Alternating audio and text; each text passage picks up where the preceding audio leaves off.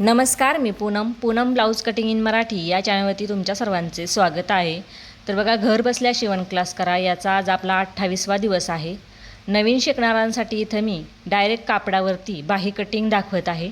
बिना अस्तरचा हा ब्लाऊज आहे बघा, आणि बिना अस्तरच्या ब्लाऊजची बाही कशी कट करायची ते आज आपण बघणार आहोत. तर बघा, इथं 36 इंच छातीच्या मापाची बाही आपण कट करणार आहोत. आणि बाही उंची जी आहे ती आहे 8.25 इंचाची. तर 8.25 इंचाची बाही उंची जी असते त्याची कटिंग आपण इथं बघणार आहोत. तर बघा, बिना अस्तरचा ब्लाऊज असल्यामुळे खालच्या साईडने आपल्याला बॉटम पट्टी तयार करायची आहे. त्यासाठी मी इथं 1.5 इंचावरती मार्किंग करून घेतलं, म्हणजे बॉटमसाठी आपल्याला 1.5 इंच लागणार आहे. तर बघा, ते 1.5 इंचाचं मार्किंग केल्यानंतर मी पट्टीने ती लाईन आखून घेतली. इथं ब्लाऊज पीस मी 4 पदरी फोल्ड करून घेतलेला आहे, जेणेकरून आपला 2 स्लीव्ज इथं निघतील. त्याच्यानंतर बघा, 8.25 इंचावरती बाही लांबीचं मार्किंग करून घेतलं आणि त्याच्यापुढे अर्धा इंच शिलाई मार्जिन घेतलं, जे आपल्याला ब्लाऊजला बाही जोडताना लागणार आहे. तर पूर्ण उंची टाकलेली आहे बघा मी इथं 8.25 इंचावरती. तयार बाही आपली ही 8.25 इंचाचीच होणार आहे. आणि हे मार्किंग दोन्ही साईडला मार्किंग करून घेतलं बघा, आणि हे पट्टीने सरळ लाईन आखून घेतली. तर बघा, या पद्धतीने हे सरळ लाईन आखून घ्यायची आहे. आता इथं बाही घडी टाकायची आहे बघा.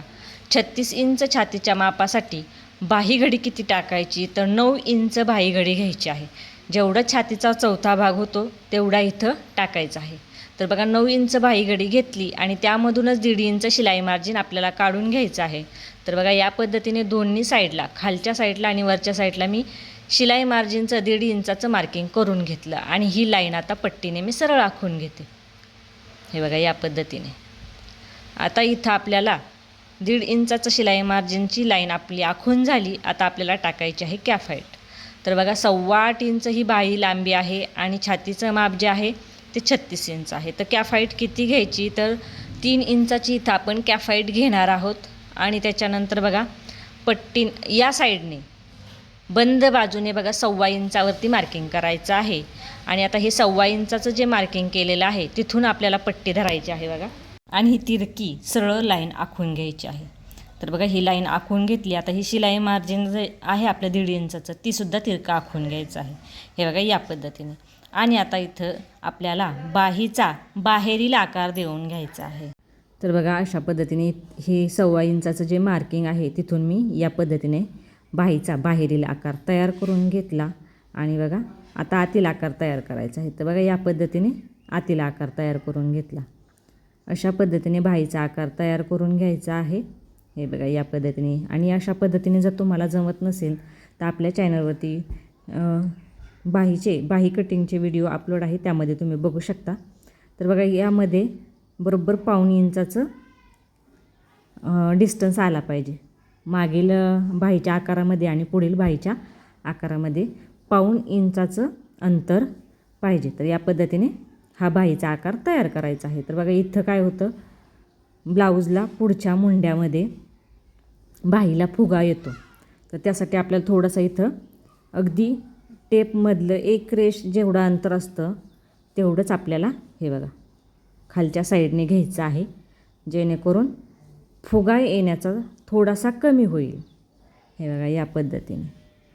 इथं बघा, हे बघा, या पद्धतीने बाहेरील आकार जो आहे तो 1.25 इंचापासून द्यायचा आहे, पण आतील आकार जो आहे तो थोडासा अलीकडून घ्यायचा आहे, जेणेकरून फुगा येणार नाही बघा बाहीला.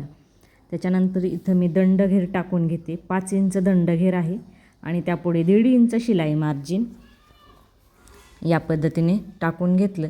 आणि आता ह्या रेषा बघा इथं जोडायच्या आहेत.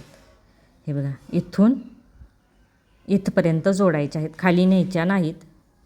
त्याच्यानंतर ही शिलाई मार्जिनची सुद्धा रेष हे बघा या पॉईंटपासून जोडायची आहे या पॉईंटपर्यंत. आणि खालच्या साईडला बघा बॉटम पट्टी जी आहे तिथं आपण हे बघा या पद्धतीने तिरकं कट देणार आहे, जेणेकरून बॉटम पट्टी आपली व्यवस्थित बसेल. त्यासाठी बघा मी अशा पद्धतीने तिरकं कट करून घेत असते ज्यावेळेस बिना अस्तरची बाही असते त्यावेळेस. आणि आता हे आपण कट करून घेऊ. तर बघा, सर्वात आधी आपल्याला बाहेरील आकार जो आहे तो बाहीचा कट करायचा आहे.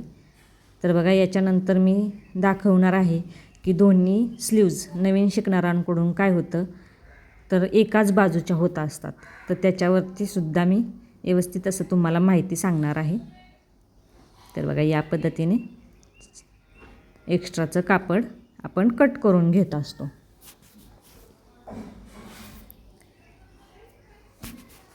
तर बघा जे कोणी चॅनलवरती नवीन असतील त्यांनी चॅनलला सबस्क्राईब करायचं आहे. आणि आता आपण आतील आकार कट करून घेणार आहोत. तर बघा इथून घ्यायचं आहे आतील आकार कट करायला.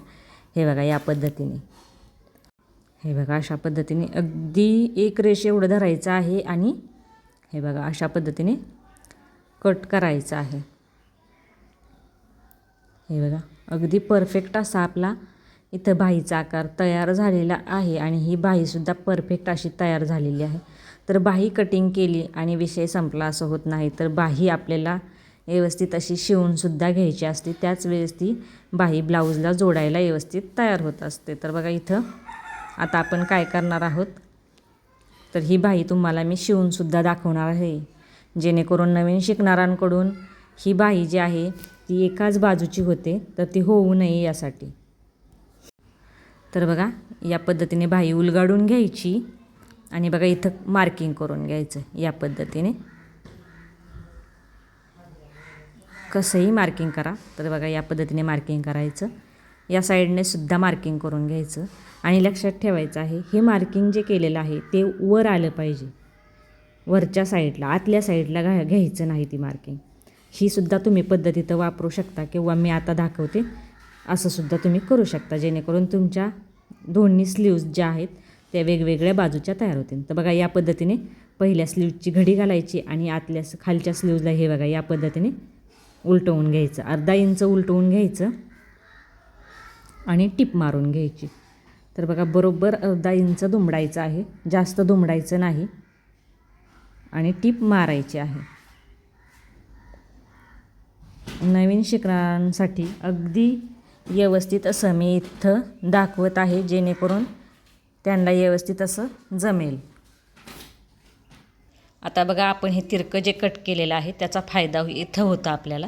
हे बघा या पद्धतीने बरोबर ते तिरकं कट केलेलं आहे ना, तिथं आपल्याला घडी घालायची आहे. म्हणजे बरोबर आपली बॉटम पट्टी जी आहे ती 1 इंचाची तयार होते.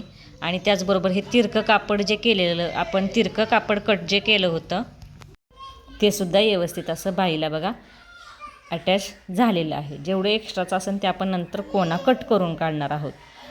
तर बघा या पद्धतीने बरोबर 1 इंचाचं ही पट्टी दुमडायची आहे. इकडच्या साईडला सुद्धा बघा कट आहे, त्यामुळं काहीही फरक पडणार नाही. अगदी व्यवस्थित आपलं माप जे आहे ते व्यवस्थित येणार आहे. तर बघा या पद्धतीने बाहीची बॉटम पट्टी तयार करायची आहे. आता हे बघा हे पसरवून घेतलं आणि आता हे पलटी करायचं आणि इथं अर्धा इंचाचं कापड दुमडून टिप मारायची. तर या पद्धतीने जर तुम्ही केलं तर तुमच्या दोन्ही स्लीव्ज ज्या आहेत त्या बरोबर वेगवेगळ्या बाजूच्या तयार होणार आहेत. तर बघा एवढं सविस्तर असं मी नवीन शिकणाऱ्यांसाठी सांगत आहे, जेणेकरून त्यांना याचा फायदा होईल. तर बघा या पद्धतीने इथं अर्धा इंच पट्टी दुमडून मी टिप मारून घेत आहे. हे बघा ही टिप मारून झाली आणि आता आपल्याला बरोबर आपलं तिरकं कापड जिथं कट केलेलं आहे आपण तिथं दुमडायचं आहे. बघा इथं या पद्धतीने आणि मोठ्या टाक्याची टिप मारायची आहे बरं का, जेणेकरून आपल्याला इथं हात शिलाई करताना ती टिप उसवता येईल. 5 नंबरची जी मोठ्या टाक्याची टिप असते ती इथं मारायची आहे. हे बघा या पद्धतीने दोन्ही स्लीव्जला आपण बॉटम पट्ट्या तयार करून घेतल्या आणि त्याच्यानंतर तुम्ही बघू शकता ह्या दोन्ही स्लीव्ज ज्या आहेत आपल्या त्या वेगवेगळ्या बाजूच्या तयार झालेल्या आहेत. बघा इथंच आपलं काम संपत नाही. ब्लाऊजला जोडण्याआधी आपल्याला याचा सेंटरसुद्धा काढून घ्यायचा आहे. तर बघा हे एक्स्ट्राचं कट करून घ्यायचं. त्याच्यानंतर दुसऱ्या बाहीचंसुद्धा मी इथं कट करून घेते. हे बघा या पद्धतीने दोन्हीचं हे कट करून घेतलं. त्याच्यानंतर बघा आपल्याला काय करायचं आहे, इथं आपण हे बघा इथं आपल्याला सेंटरला कट लावून घ्यायचा आहे. सेंटरला कट लावून घेतला, त्याच्यानंतर या सेंटरला सुद्धा कट लावून घेऊ.